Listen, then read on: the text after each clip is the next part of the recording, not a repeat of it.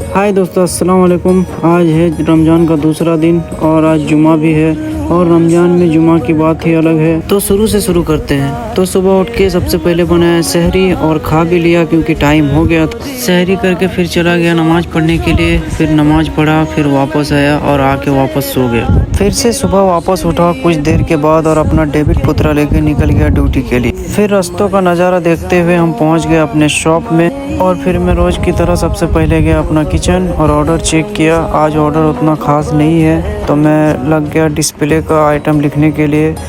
फिर मैं धीरे धीरे सब अपना काम ख़त्म करने लगा। इतने में ही हो गया था जुमा का टाइम। फिर मैं निकल गया जुमा की नमाज़ के लिए और थोड़ी देर में मैं पहुंच गया था मस्जिद में जाके नमाज़ पढ़ा। फिर वापस आया।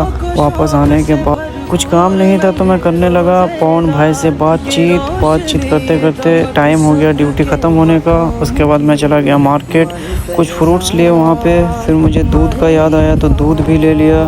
दूध लेने के बाद फिर हम निकल गए रूम की तरफ क्योंकि इफ्तार का टाइम भी हो गया था।